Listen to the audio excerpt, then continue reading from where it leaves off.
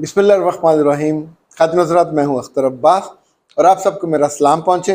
एक खूबसूरत स्मार्ट से नौजवान, अदील इनका नाम है, इन्होंने सवाल किया है।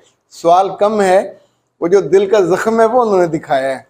उन्होंने पूछा है कि क्या दो भाइयों की शादी इकट्ठी करनी चाहिए।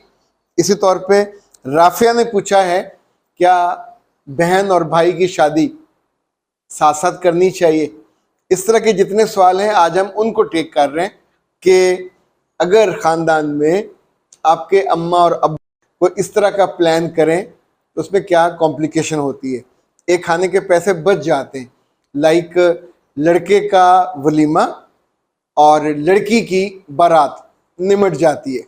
लेकिन जो पहला लड़का होता है जिसकी शादी पहले हुई, आमतौर पे घर वाले ये गलती करते हैं कि बड़े भाई की शादी 1 तारीख को की और दोपहर में शादी हुई, शाम में शादी हुई, रात के 12 बज जाते हैं घर की रस्मों में। और ये फजूल किस्म की रस्मों में सिर्फ वक्त ज़ाया हो रहा होता, उसका कोई मैनेजर नहीं होता, कोई एडवाइज़र नहीं होता, कोई टाइम कीपर भी नहीं होता। यानी हर बंदा इंतज़ार कर रहा होता कि कोई और आके कुछ कहे तो फिर आगे चला जाए। और लड़की सुबह की मेकअप ज़दा बेचारी बैठी, बाथरूम नहीं गई, खाने पीने से महरूम, रात को 12 बजे जब अपने कमरे में जाएगी या ले जाई जाएगी तो आप सोचें। और उसे ये भी पता हो कि सुबह सुबह अगले रोज़ 4 बजे दूसरे शहर में बारात ने तैयार होके जाना और सुबह 4 बजे उठना है, तो कौन सी खुशी और कौन सी सुहागरात। वो तो 3 घंटे 4 घंटे उस थकावट को जो दिन भर उसने और उसके मियाँ ने झीली होती है। सो इनकी ज़िंदगी की सबसे खूबसूरत लम्हात ज़ाया हो जाते हैं, बर्बाद हो जाते हैं।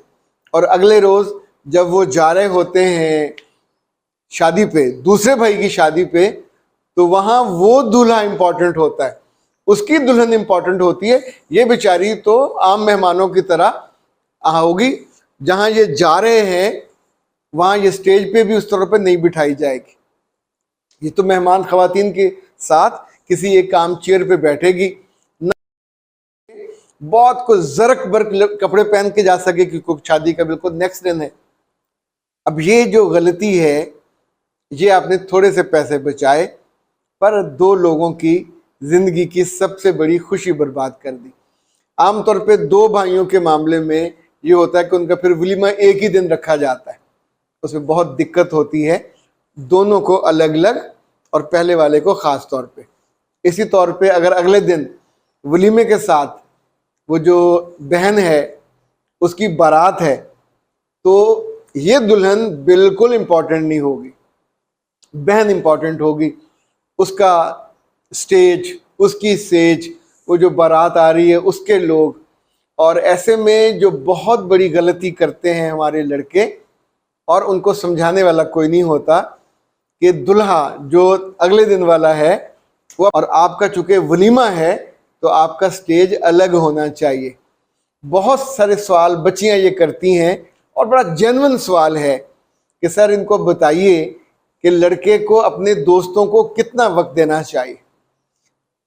आप उसे कहें वो दोस्तों से बहुत मोहब्बत करता है, आप उसे कहें शायर है, आप उसे कहें इस्लामी है, व्हाट्सएवर, दिस इज नॉनसेंस।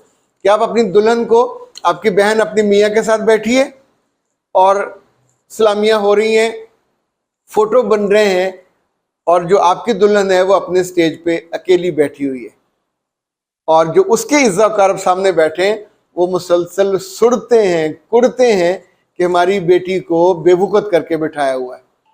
और दूल्हे के दोस्त, अगर आप भी दूल्हे के दोस्तों की कैटेगरी में आते हैं तो दूल्हे के दोस्तों में से कुछ को ये अकल और समझ होनी चाहिए 10 साल से 15 साल से। ओके, आज का दिन आपका नहीं है, आज का दिन आपका स्पोर्टिव दिन है। You are not hero, he is hero. उसको स्पोर्टिव रोल आपका ये है कि आप उसको सजाएं, बनाएं, खूबसूरत बनाएं। किस लिए? ताकि दुल्हन के साथ जाके बैठे। अगर बार बार वो उठ के आपके पास आ जाता है, यानी बाद मैंने ऐसे अहमक भी देखे हैं कि शादी हालों से दूल्हे को लेके तो आसपास मोहल्ले में दुकानें ढूंढते फिर रहे होते हैं कि सिगरेट लेनी है। दूल्हा सिगरेट नहीं पी रहा, पर जिसको नशा है किसी का दोस्त ने, तो ऐसे दुल्हन को दूल्हे को रत्ती बराबर अकल नहीं होती। अपना स्टेज, अपने रिश्तेदार, अपनी दुल्हन छोड़ के एक अहमक दोस्त के पीछे लग के उसकी सिगरेट के लिए आप शादी हाल से भी बाहर निकल आए हुए।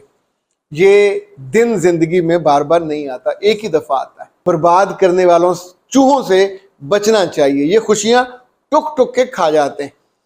जो दुल्हे बार बार स्टेज से उतरते हैं, या तो इन्हें कोई फिजिकल प्रॉब्लम होता है कि टिक के बैठ नहीं सकते, तो इनकी सीटों के नीचे एल्फी लगा देनी चाहिए। दूसरा ये है कि इन्हें समझाना चाहिए अहम को, तुम्हारी जाती शादी है, तुम्हारी जाती दुल्हन है, उसके साथ बैठना है। किसी और की दुल्हन के साथ तो बैठ नहीं सकते, आज तक किसी ने बैठने नहीं दिया। तो पहली दफा को मुंह हाथ धुला है, अच्छे कपड़े पहने हैं, तो साथ बैठो ताकि तुम्हारी फोटो आए, साथ बैठो ताकि तुम्हें को सलामी मिले, साथ बैठो। दुल्हे को इतनी अकल होनी चाहिए वलीमे वाले दिन कि सिर्फ अपने दोस्तों का ख्याल करने, दोस्तों को बुलाइए, तस्वीरें बना लीजिए। उसके बाद ये आप ही को करना है कि अपने ससुराल को, अपनी सालियों को उनकी तस्वीरें बनाइए। सारी उम्र का गिला रह जाता है, हमें तो किसी ने पूछा नहीं। आमतौर पे नंदों को ये अकल चाहिए, सासों को भी ये अकल चाहिए कि जो 8-10 लोग ससुराल से, बेटी के मेके से आए हुए हैं आपकी बहू की तरफ से, उनको प्रोटोकॉल देने से आपकी इज्जत बढ़ेगी। उनको प्रोटोकॉल नहीं दोगे, इग्नोर कर दोगे, तो अभी तो वलीमे के अगले दिन उन्होंने फिर आप पे मेहरबानी करनी है, नाश्ता भी लेके आना है। तो इसलिए ये हरकत ना किया करें और अपने आप को समझदारी के साथ इस पूरे शानदार प्रोसेस से गुजारा करें। अच्छा, राफिया ने कहा है कि सर मेरी उम्र है 26 साल, लेकिन मेरे चेहरे पे झुर्रियां आ गई हैं। बेटा आप स्ट्रेस लेना बंद करो। अल्लाह जाने किस किस चीज़ की स्ट्रेस लेते हो, और शादी की या शादी ना होने की एंग्जाइटी ज़्यादा आप पे हमला करती है, या आप सोते कम हो, या गुस्सा ज़्यादा करते हो, तो फिर यहाँ झुर्रियाँ बनती हैं, यहाँ भी बनती हैं, इवन यहाँ पे वो डॉट्स आ जाते हैं, ब्लैक ब्लैक छाइयाँ आ जाती हैं।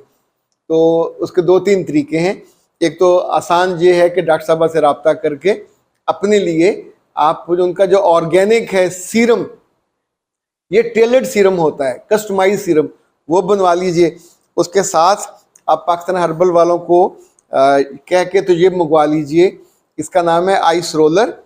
Freeze it, roll it and enjoy it. इसको मैं आपको निकाल के दिखा भी देता हूँ। ये जनाब फ्रीज हो जाएगा और उसके बाद आप अपने यहाँ पे मुसलसल इसको ये करेंगे, ठंडा ठार ये लगाएंगे। अगर गर्दन पे भी है तो गर्दन पे भी कर लीजिए। और उससे पहले आपने ये serum, this is organic beauty serum, ये आपने वहां पे लगाना है अपने चेहरे पे।